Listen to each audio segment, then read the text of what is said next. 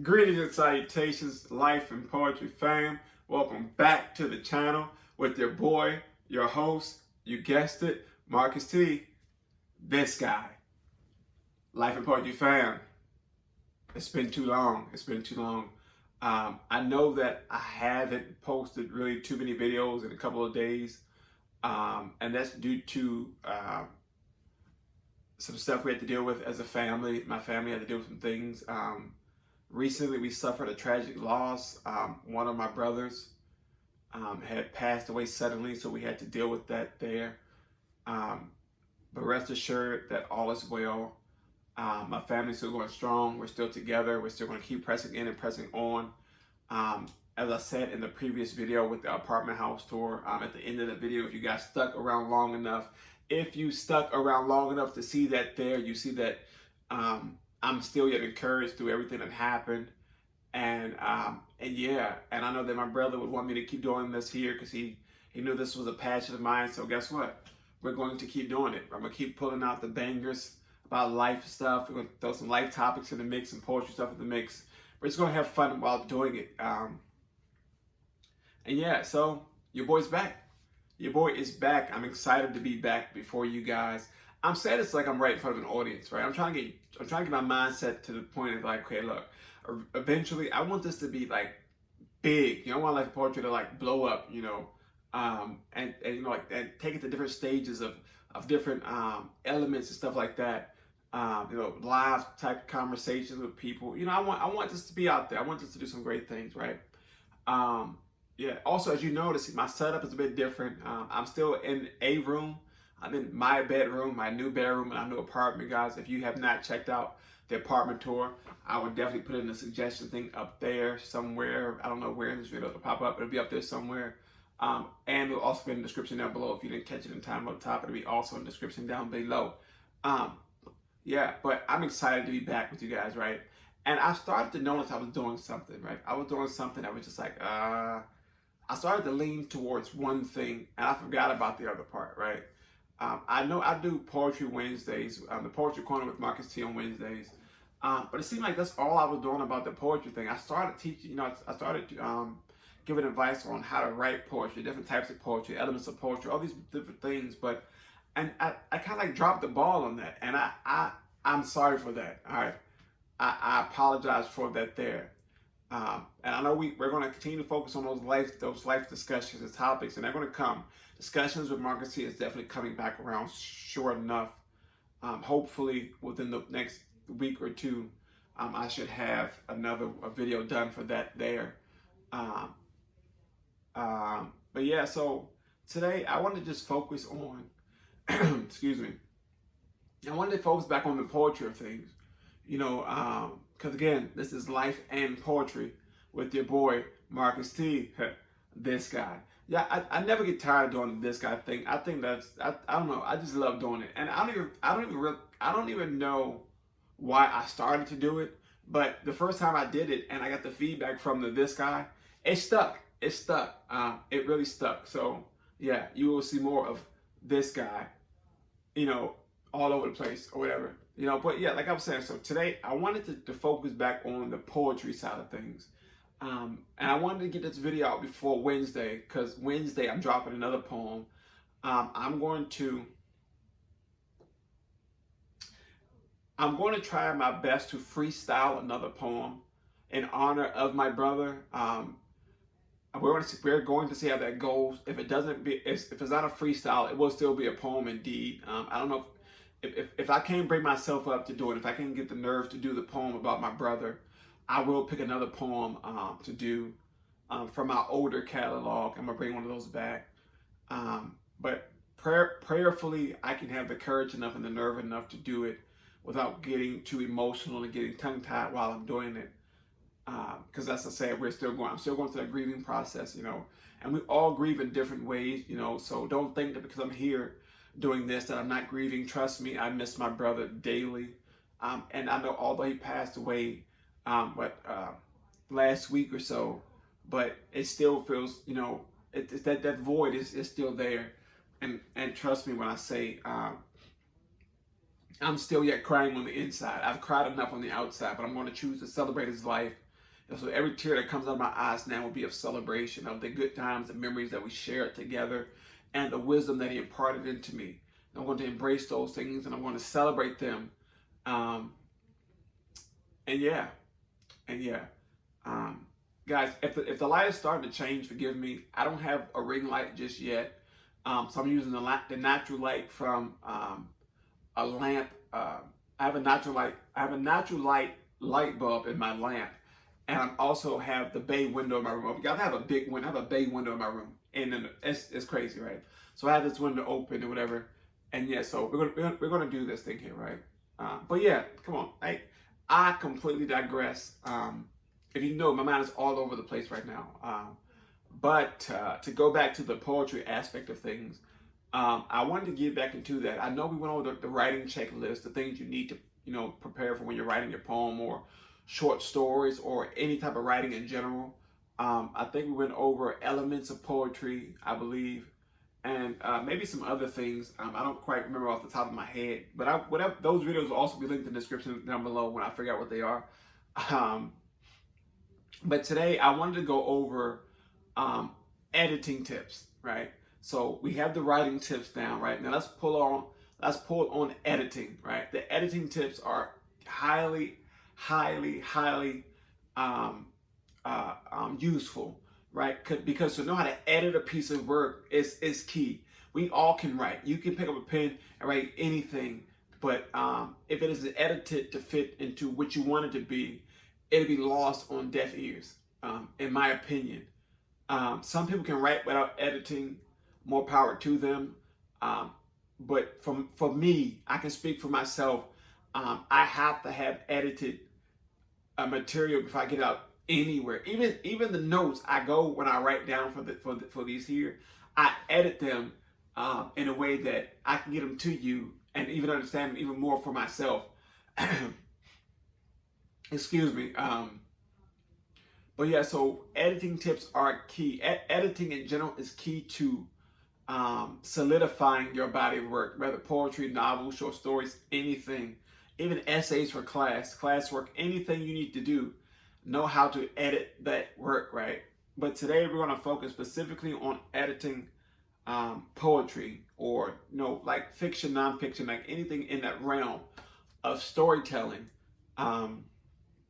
Yeah, and I believe I have, 10 tips on editing, right? 10 tips on editing. And I'm not going to break them down. I'm going to go through all 10 today. I don't want to break them down because I want to get this out there because, like I said, it's crucial, right? And these are tips that I use for myself. I'm not saying that these tips are solidified with everything you do. I'm not saying that these are the golden rules or the golden tips. This is just something that I do when I go back to edit my work, my poetry, my spoken word pieces, even my short stories that I write. I go back to this this checklist, if you will, of how am I going to break this down when I'm finished writing, right? So yeah, let's dive into the editing tips with your boy Marcus T. This guy, y'all cannot tell me that ain't smooth. It's smooth. It's smooth. All right. But yeah, so let's talk about editing tips, right? So the first editing tip I have for you today is that once you first start writing your draft, right? So you have your draft complete. Don't hassle yourself on trying to figure out what's next. What I do is I write my draft and I push it to the side, right? Because I know once I got my draft done, my brainstorming thing is like coming to like a crash point, right? Because I've got all these ideas that I put on paper. I didn't work myself, endlessly to get what I want out of here onto paper or onto virtual, whatever, however I'm doing it, whether it's electronic paper, however I'm doing it. Everything that's here has to come out, right? So I first start my draft and I push it to the side, right? See, because I think that whenever you want to edit something, you need fresh eyes, right? So don't just jump into it. Don't just jump back in. So you write the draft, jump in. Some people can pull it off, but me, again, I'm speaking for myself. I cannot do it.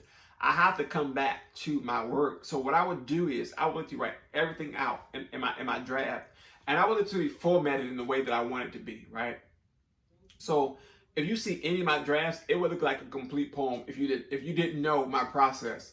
It's all part of my process, right? So all that's there is in that process, right? So I literally push it to the side and I come back to it, maybe a few hours or so later, and that way I can see the poem and I can see what I was trying to say and I can catch all the mistakes or this, that, third, fourth, and fifth, and I can say, okay, wait, maybe this doesn't sound right here. Let me move this here. You know, fresh eyes, you can see a lot of things. You know, when you're in that position of brainstorming for maybe, say for instance, if it take me 2 hours to write a draft for a poem, I want to pull myself away for 3 hours before I come back to it, right? That's just the logic I have. I have to have fresh eyes when editing a piece, right? So, step number one, put away. Excuse me. I'm hungry. I got the burp coming up, right? So, step number one, put the poem away once you've written the draft, right? Put it away, leave it be, let it sit, let it rest, let it cool down. Come quite certain, once you put that pen to paper, it's going to be some complete fire. It's going to be fire because it just came out of your dome, right? Once it come out that cranium piece, it's going to be straight fire, right? So put it away for a little bit and let it cool down. Let's let that fire settle down just a little bit, guys. Right? So on to step number two. Step number two is, forgive me, my computer is starting to lag just a little bit. Step number two, we go. Okay, right here. Step number two, review the whole poem, right? Once you came back to that place here, let's sit down. We're working through the edits, right? And let's review these things here. Let's go back over the strategies of how we wrote, the strategies of our thought process. What's going on in our head? What are we thinking here? What was the strategy? Let's find a strategy to work through this body of work. Let's find a strategy. Let's find a strategy of maybe, for instance, breaking your poem down stanza by stanza instead of trying to edit the whole thing at one time. Because that can be, trust me when I say, trying to edit an entire poem at one sitting can be crazy. You would go literally berserk trying to edit an entire piece, because when you go back to look at something, right? Say for instance, you write a poem that has maybe 30 stanzas in it, right? So now you're going back to all 30 of them stanzas, no matter how many lines are in that stanza, right? You're going back, say you got 10 lines of each stanza, right? So you have 10 lines of complete thought, right? So now your thought going to change to that one. You change the second stanza, then you go back to change the first one, to match the fifth one. It's a lot. So you got to bounce all those things around, right? So you need a strategy on how to go back and attack the editing process, right? And in that strategy thinking, think about how your readers are going to perceive it once it's on paper, right? Figure out how you want to put it down in ink that says, okay, when my reader reads this here, they can flow with this cadence, or when I'm reciting this piece, they can follow along at this pace here. It's not jumbled, it's not run on, it's not elevated in certain pieces and peak high and drop low real fast. Maybe you want those stair steps or come up and down those mountains, or you want to elevate and spike and drop. All that's in your strategy or so forth that I use when I'm editing my pieces here, and that's like in the poetic structure of it all, because some poems have cadence, whether it's a rhyme scheme of A B A B, A B B, A B C A B C, or complete free verse where nothing in it rhymes at all. You just going straight spoken word, straight through it, no rhyme, no nothing, just rhythm, cadence, or however you project it to your audience, or even on how you write it out, so that people, when they're reading it, they can understand how you want it to be portrayed.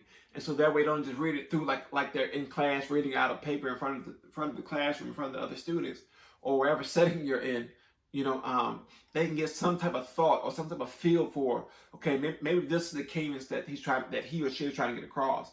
Because in different poems there are different cadences, there's different structures in it, and that all comes into play for me with my strategy when I'm still in that editing process, when I'm still editing this piece here. So I done wrote the draft, and I done put it to the side, and I came back and I'm reviewing it. I'm trying to come up with a strategy on editing, on sound and rhythm and cadence, all those things are coming into play, right?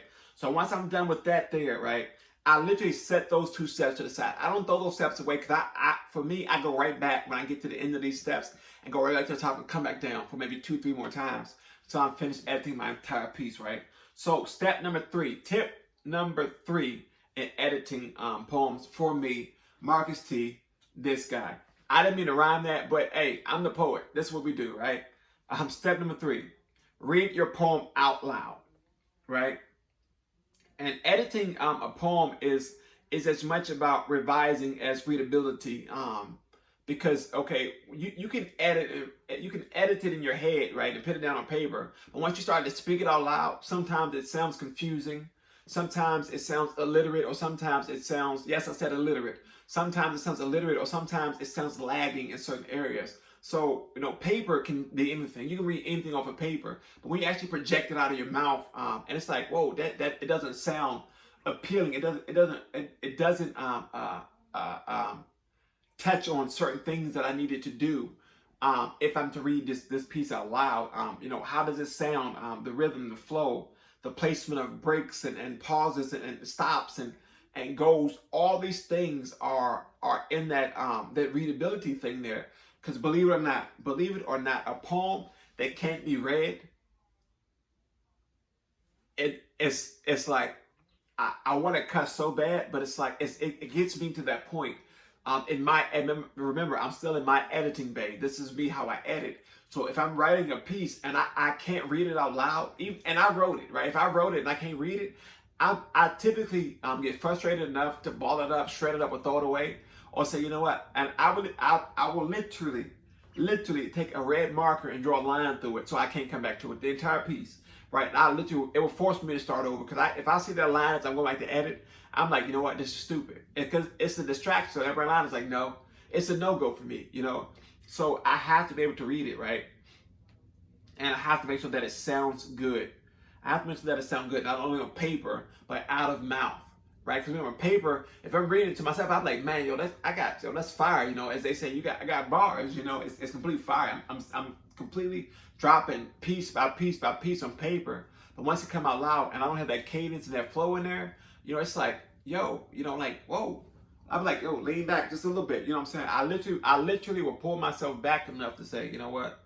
Let me go back to step 2, the strategy of it all. What was the strategy behind me putting these stanzas in this position? What was the strategy of putting 5 lines in one stanza and 4 in the next?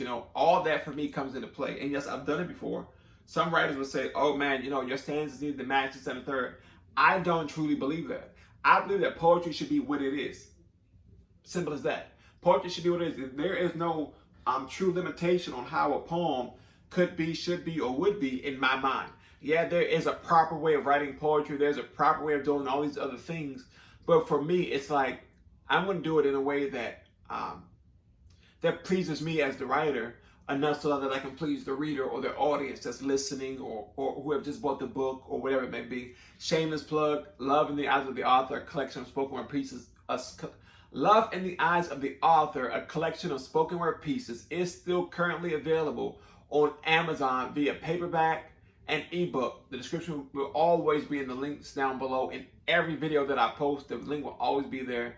Go grab yourself a copy, 2, 5, or 16. Go ahead and buy a book from your boy. Buy a book from your boy. You know you want it. You know you want it. It's about love, right? We all love love. Buy the book, right? Buy the book, right? But yeah, back to the tips. Get shameless plug. I got to. Come on now. That's my livelihood, right? I need these books to sell. I need these books to sell, and because my goal is to become a best-selling author. I don't care. I'm reaching for the stars, and I'm going to grab one. All right, I got it. I'm going to reach for the star, and I'm going to grab one, right? So back to the tips, right? So we were talking about, so reading the poem out loud, right? Make sure all those things come into play. When you hear it, make sure that it sounds pleasing, and make sure that it can roll off the tongue effortlessly or fluidly without having to stop, pause, break, and say, oh my, I know even sometimes I do it, and there are my pieces that are written because at times I can write a piece and I can have the melody in my head, I can have the cadence, I can have the flow right there. And the first maybe 2 times I recite the poem, it has that constant cadence flow through it. But maybe the 3rd, 4th time, my mind says, wait, let's switch this up a little bit. Let's see what it sounds like here. And also often I find myself doing it. Even some of the videos I've done for you guys, when I'm reading poetry, I find myself switching up the original cadence just to see how it flows, because for me, there's no wrong way of doing it. I get it done how I do it. You dig what I'm saying? Yeah. So that's step 3. So let's go back to recap, right? Step number 1, put the poem away. Put it to the side, right? Come back to it with fresh eyes later. Step number 2, or tip number 2, rather, review the entire poem. Go back, find your strategy, find whatever you need to do for your editing process, right? How are you writing? Why are you writing? What is this about? How is this going to reach the readers? All these things are going to come into play, right? Step number 3, read that poem out loud. Make sure it sounds good, not only on paper, but to ear, right? On paper, and also to ear, right? And guys, forgive me, the air just kicked on. So if my voice starts to muffle just a little bit, forgive me for that. But yeah, the camera's right under the vent. Next time I will move it, but I'm already set up to go now. So I will try to elevate my voice as best as possible so that you can hear me. But yeah, so that's step number 3, right? So we got 1, put it away, push it to the side. 2, review the whole poem. 3, read it out loud. Now let's go to step number 4, right? And this is the tedious part of editing for me. Right, it's very tedious because it takes time, right? And that is tip number 4 is to go over every single line, right? Every single line, right? Craft each line to fit some way with the next one. I don't care how it is. Make sure it fits in what you have in your head. That way you can make sure that what you're saying in each line supports what you're trying to say with the next, right?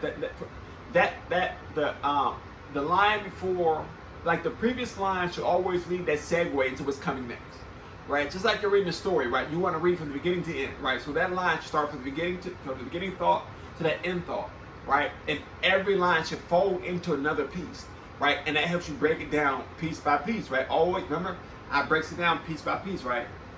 So that line, always go over every line, right? And think about this here. If the line doesn't work, what do you do? Do you scrap it? Do you keep it? Or do you format it to make it fit, right? The answer is make it fit, right? Rework it around. Maybe take some words out, swap some words, get a word that elongates itself, or something. Find some synonyms that match that word that flow better with that piece. But sometimes you have to rework that line to make it flow better or to make it fit with the imagery you're trying to portray or the point of view in which you're trying to get across to your readers or to your audience, because if you get lost in one line, guess what? The second line's gonna be right over your head. If you get, say for instance, if you're starting off a poem about the snow, right? And it can go something like the snow's falling from the sky, melting in the rain. Now my boot's on fire, right? So what the point of view I'm trying to get across is what? How do these here fit together in this blockade here, in this piece here? It may sound weird to you, but in my head it made sense when I just said it. Yeah, but you want it to be strong enough to be coherent, right? So you're like, okay, if it's snowing and raining, why is your boot on fire? Like, shouldn't the rain put the fire out, type of thing? Is it coherent enough for you to comprehend what is trying to be said in that particular line, that particular phrase, that the thought complete? Is it coherent? Is it clear enough? And it's strong enough to say, okay, I got it, I understand it. Now what's next? Every line, break it down, right? Tip number 4, break every single line down, right? Word by word, piece by piece, flow by flow, rhyme by rhyme, whatever it may be, break it down, pull it apart, put it back together, make sure it works. If it doesn't work, we work it out, right? It will come together. It will come together, right? So, tip number 5, right? Begin and end with powerful lines, right? Begin and end with powerful lines, right? Pay attention to those attention getters, those grabbers that pull you in, right? So that the opening sets the tone for what you're trying to do, and that it leaves that impression. Okay, wow, I have this image in my head, and now I can see it clear enough because of what's here in front of me, right? If those words don't hit you like that, you can get lost. You can literally get lost under the word. It happens all too often. We get lost under the words, right? Let's move over to so what we were just on tip number 5. It's a lot. I'm trying to get through it. It's a lot. I know. But yeah. So tip number 5 was to begin and end with powerful lines, right? So we're gonna go to tip number 6. We're almost there. Almost there. Tip number 6 is to look over your language, right? I want to make sure I got this right here, because this one here this one here is a bit trickier to explain for certain things, depending on how you're writing. Because I know sometimes we get caught up in words and these big words and these philosophical phrases, and sometimes that they don't come off as clear. They don't come off as clear as we have in our head, because we may understand what they mean, but other people may not. And you know, poetry is words. It's a medium of few words, but they have the ability to create these pictures. Poems can create these atmospheres or these environments of just by painting pictures through imagery with words and stuff like that. So if the words are too big for the theme, you know, it kind of like it's kind of like you're trying to make that square fit into that round hole. You know, some people can pull it off, some people can't. But if you're good with words, go for it. But if you aren't, don't try to. Again, this is my way of editing for myself. If you're not good with words, don't try to force it. You know, go with what you know, or do something such as looking something up in the thesaurus, or try to find that synonym or words that match something or another. You know, that may not fit right in a certain vernacular of that particular piece. Because you may start off with the cat in the hat, I go on to expeditiously.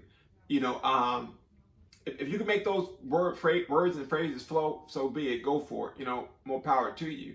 But sometimes you can't, and sometimes you have to go back and say, okay, wait, maybe because this word doesn't fit right, it doesn't function right here in this phrase. Let me go back and find another word that I can format here that make that flow or that rhyme a little bit more fluid. You know, so that way you're able to tell the story properly.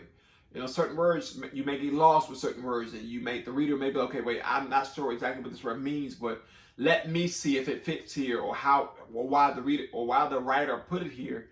And for me, I don't ever want my reader to feel that. I want my reader to understand it without having to go back and say, what does he mean here?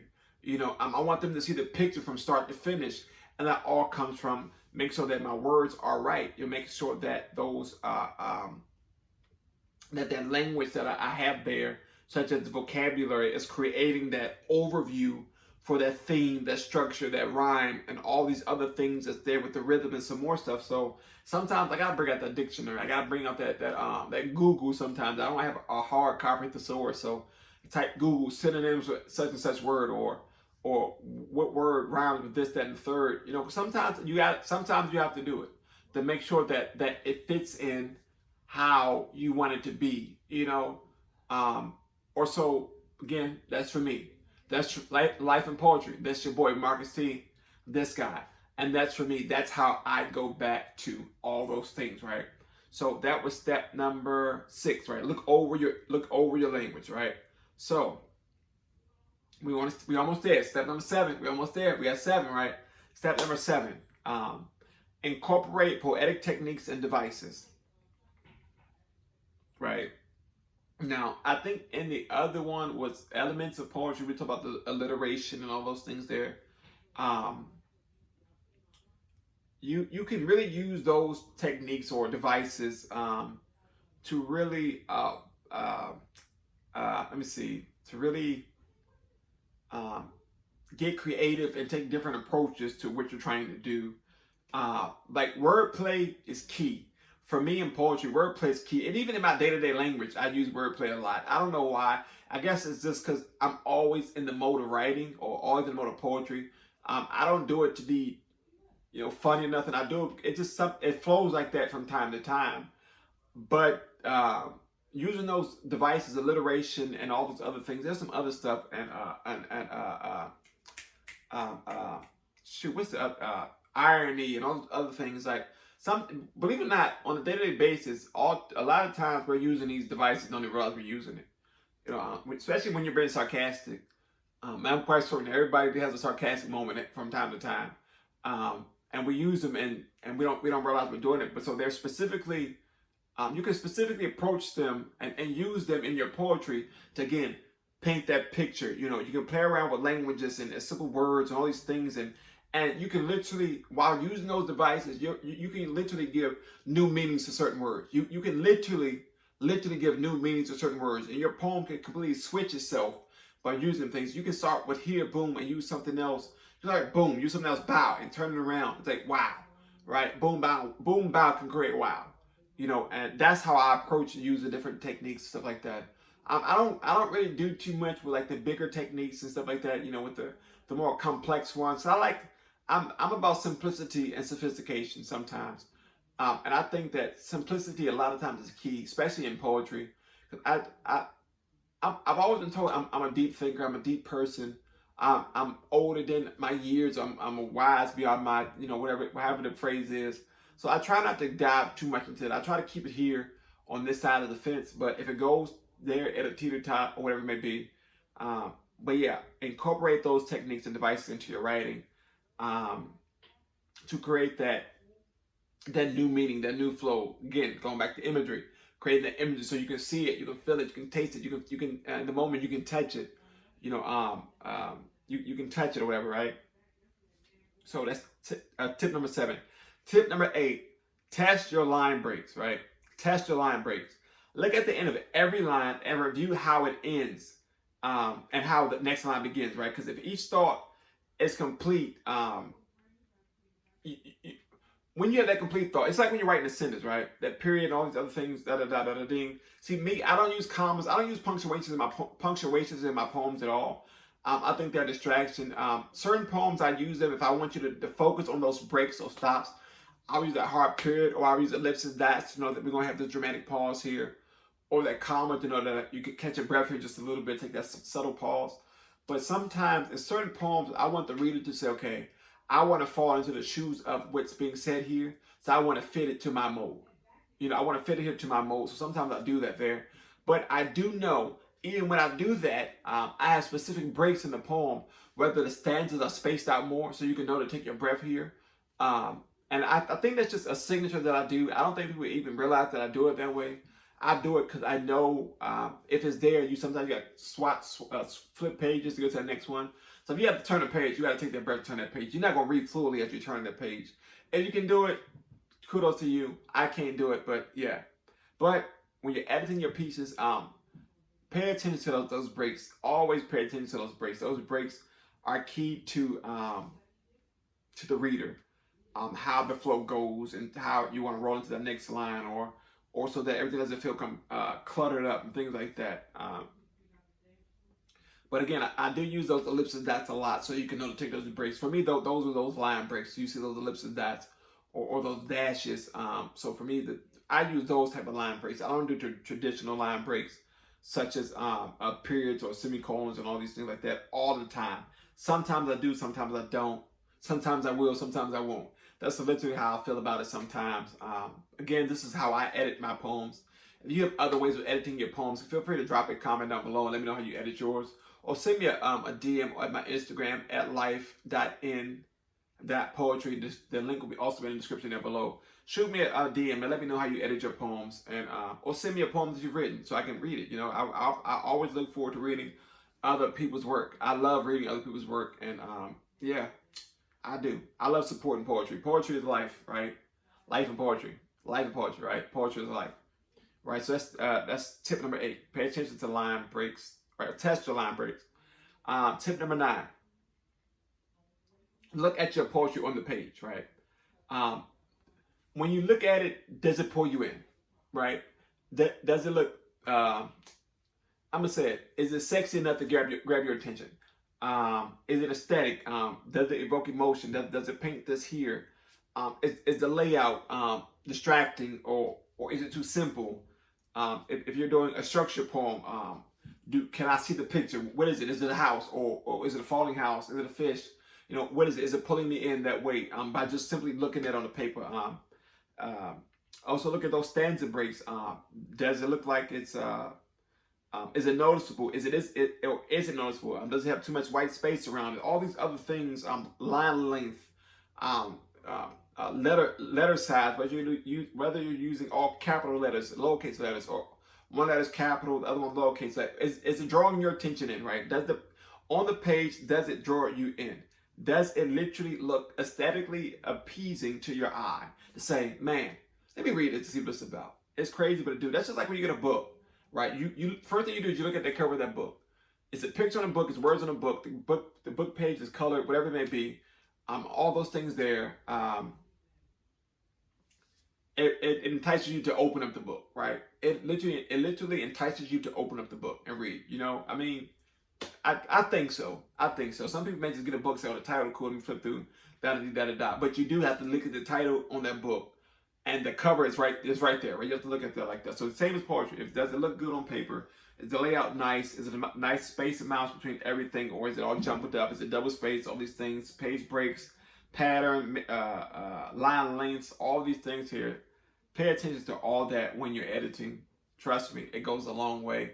It seems simplistic, but this the simplest detail. Whether so you got a word that on the end of the line has maybe 2 letters past the line that's above it. You know, it's all that stuff. People look at all that. Believe it or not, they look at all that. At least I do when I'm editing. I look at all that. I know I had a poem that was written like a staircase. It wasn't intentional, but I had the thought process I had of, okay, I can't stop writing. Like, this line was shorter than the next, so I literally edited enough to have a staircase going down. So literally, it peaked down the mountain, like the side of a mountain. Basically, I mean, hey, it came out good. I mean, it came out good to me. So that's tip number 9. Look at your poetry on the page. Tip number 10, the final tip. We made it to the end, right? Tip number 10: do a final pass over that poem. Go back to the top of that poem, right? And go over everything else, right? Go back from step 1 through 9 and go all the way back to it. Go back to your revisions, your line breaks, the structure, the elegance of it, the sexiness of it. Go back all the way through it and say, okay, look, go back through it and say, okay, does it fit? Does it not fit? Does it work? Does it not work? Because sometimes you got to go back again. You got to go back to step 1 and come back down like I do. I make it all the way to step 10. All too often, go all the way back to step 1, because once I done read it out loud for that final time, once I've done everything else that needs to be done, and say, okay, it still doesn't fit just right. So let me go back to the top, come back down, right? Go back to the top and come back down. It takes time, but it's worth it. You do not ever want to put your final piece of work out there that doesn't fit your expectations, that doesn't measure up to what you are capable of doing or what you have done before. You never want to do that, because again, it comes back to you. It comes back to you as a writer, as an author, as a performer. It all comes back to you because you didn't get it out. As a publisher, it comes back to you, and your reader will say, man, what is this? What is this here? You never want that to happen. You want that piece of work to come out to fit the expectation which you set forward from when you first thought about the title, the topic, and everything in between.